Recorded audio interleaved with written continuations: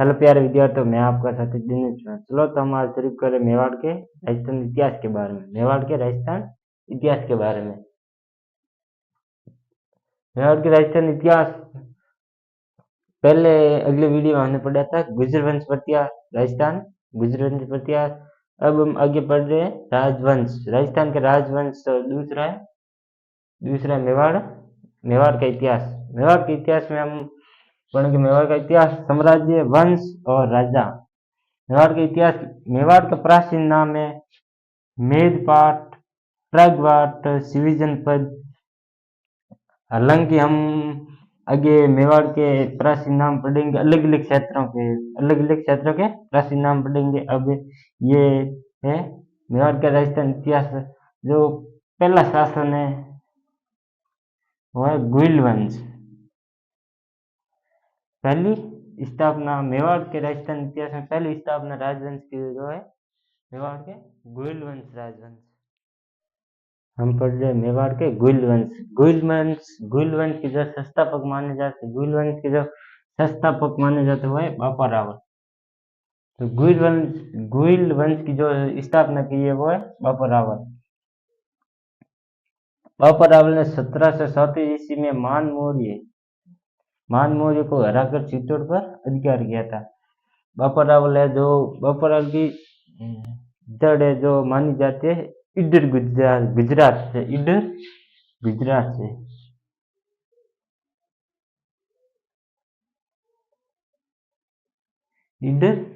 गुजरात से बापा रावल है जो इडर गुजरात में, जो बापा रावल की पिताजी जब उनकी इडर गुजरात में हत्या की जाती है, पिताजी हत्या की जाती है, और बाद में बापा रावल और इनकी माता ने बहुत परेशानियों को झेलकर इडर गुजरात में परेशान कर वहां से वो चलकर जंगल में आ जाते हैं। जंगल में जो एक वंश था, उन्होंने बापा रावल और उनको एक कुटिया में रहने के लिए कहा, और बापा रावल को एक मिले तो जो हरे सुंदरी का सारा मिल जाए, जो हरे सुंदरी का सारा मिल जाए उनके।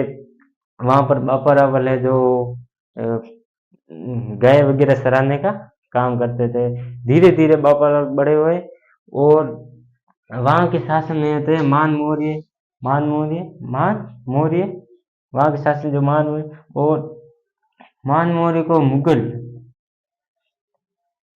मुगलों द्वारा चित्तौड़ पर आक्रमण करने का आदेश आया। तो मान मौर्य थे जिन्होंने तो हाथ खड़े कर लिए कि ना भाई, हम मुगलों के सामने नहीं लड़ेंगे। लेकिन ये धीरे धीरे बात बापा रावल के कानों तक ही, बापा रावल को पता चला। बापा रावल ने मुगलों के सामने चुनौती स्वीकार कर ली है। मान मौर्य की सेना थी जो हालांकि बापा रावल के साथ थी, मान मौर्य सेना के साथ साथ जनता का भी साथ था। बापा रावल ने मान मौर्य को हराकर, मुगलों को हराकर चित्तौड़ पर राज कर लिया, राजवन कर लिया। मान मौर्य ने अस्वीकार की थी। ये बापा रावल है जिनका, बापा रावल का वास्तविक नाम है जो कालभोज। बापा रावल का वास्तविक नाम है जो कालभोज है।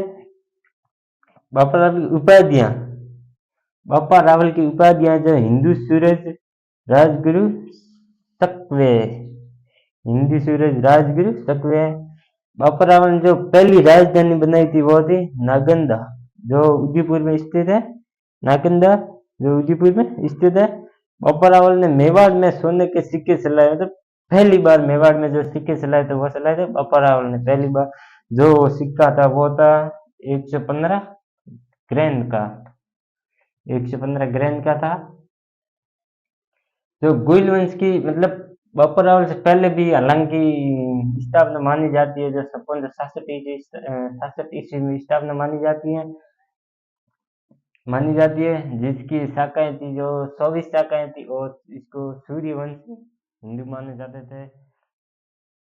बापा रावल है जो पूरा गजनी तक साफ रहते हैं, यानी गजनी तक अपना शासन स्थापित करते हैं। और जहाँ गजनी के मुगल साम्राज्य जो सलीम की बेटी है उससे विवाह कर लेते हैं, शादी कर लेते हैं।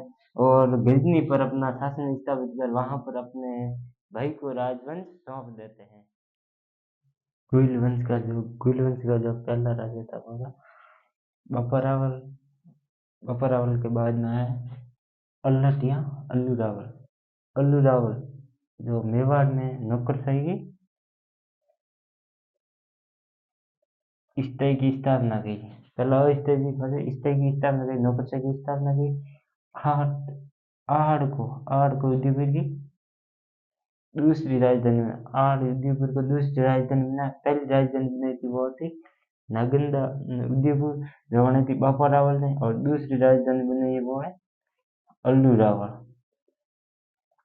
अल्लू रावल हूण की कन्या हूण की राजकुमारी हरिया देवी से विवाह किया। किसने किया? हरिया देवी से विवाह किया अल्लू रावल ने। अल्लू अल्लू अल्लू रावल के बाद आते हैं जैतर सिंह। जैतर सिंह ने तीसरी राजधानी बनाई वो है चित्तौड़। चित्तौड़ को तीसरी राजधानी बनाई। गुइल वंश ने तीसरी राजधानी किसने बनाई? गुइल वंश ने तीसरी राजधानी किसने बनाई? मेवाड़ में गुइल वंश में तीसरी राजधानी किसने बनाई? जैतर सिंह ने। कौन सी? चित्तौड़ को बनाया।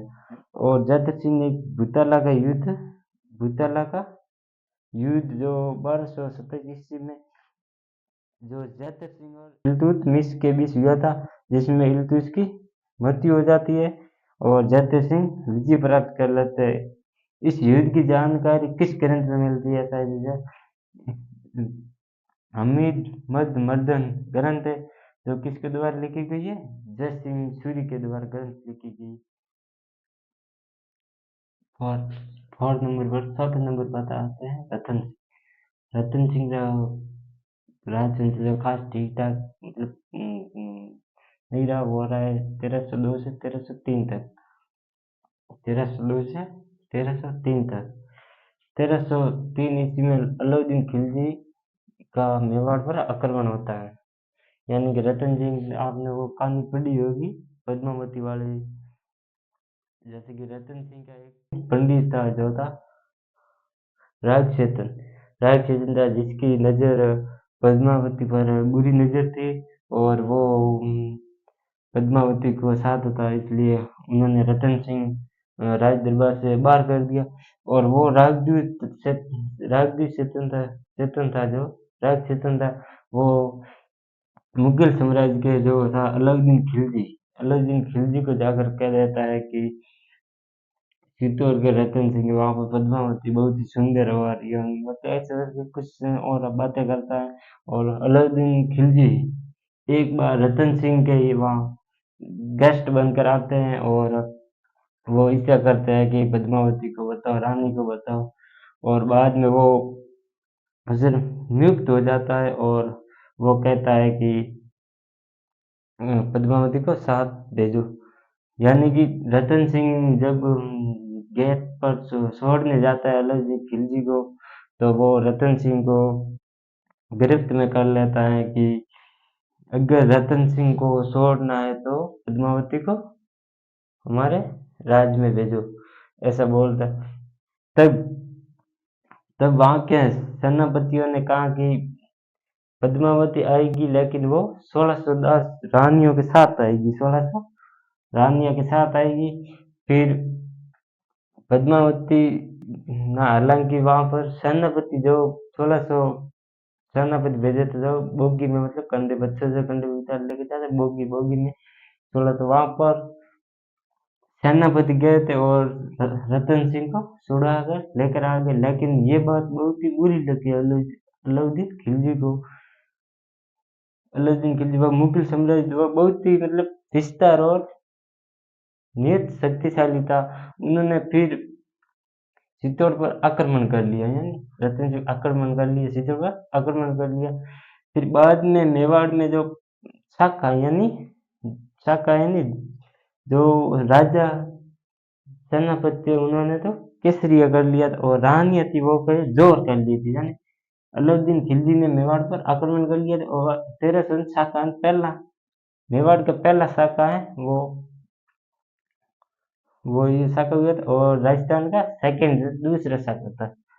शाखा जो जो यानी रानी पद्मावती उन्होंने 1600 रानियों के साथ जोर कर ली और कैसे यानी रतन सिंह ने केसरिया कर लिया यानी केसरिया सपोगा तलवार लेकर जाकर युद्ध में ऋण में उतरे केसरिया कर ली और बाद में वो चित्तौड़गढ़ जिसने अलाउद्दीन खिलजी ने जीत लिया था और इन्होंने अलाउद्दीन खिलजी ने अपने बेटे के नाम पर चित्तौड़गढ़ किले का नाम बदला और नाम लगा खिरीजबाद उनके नाम के अनुसार नाम लगा खिरीजबाद लगा जो दिल्ली सॉरी चित्तौड़गढ़ किले का नाम बदला खिरीजाबाद लगा।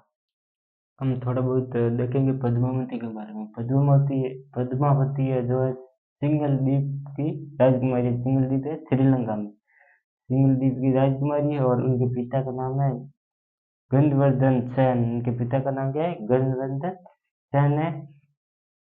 और इनकी खबर राघव चेतन ने एक को पद्मावती की सुंदरता के बारे में कहने अलाउद्दीन खिलजी को सुंदरता के बारे में बताया जो है राघव चेतन। इन्होंने एक मतलब अलाउद्दीन खिलजी को सुंदरता के बारे में बताया पद्मावती। इन सभी टॉपिक को लेकर एक ग्रंथ बना है वो है पद्मावत। जो ग्रंथ बना हुआ है पद्मावंत ग्रंथ, जिन्होंने ये ग्रंथ बनाया वो है मालिक मोहम्मद जैसी, जिन्होंने ग्रंथ बनाया हुआ है मालिक मोहम्मद जैसी। और एक और है जो हिजैन उल फितूर एंड तारीख अलई। ये ग्रंथ बनाया जो है अमीर खुसरो ने बनाया। इसमें अलाउद्दीन खिलजी राजस्थान के आक्रमण के बारे में बताया गया है, आक्रमण के बारे में बताया गया। और आगे एक है गोरा बादली सपाई।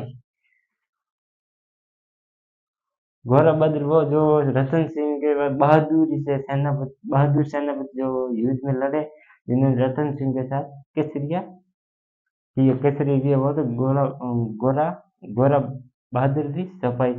गोरा बहादुर की सफाई जो है लेखक हेमरतन सूरी ने ये ग्रंथ लिखा गोरा बहादुर की सफाई। और अब यहीं पर रावल उपाधि धारण करने वाला अंतिम शासन था वो है रतन सिंह। रावल उपाधि धारण जो रावल नाम लगता था, आगे रावल नाम लगता था, जो उपाधि धारण करने वाला वो है अंतिम में वो है रतन सिंह है। हम आगे आते हैं सिसोदिया वंश आते हैं।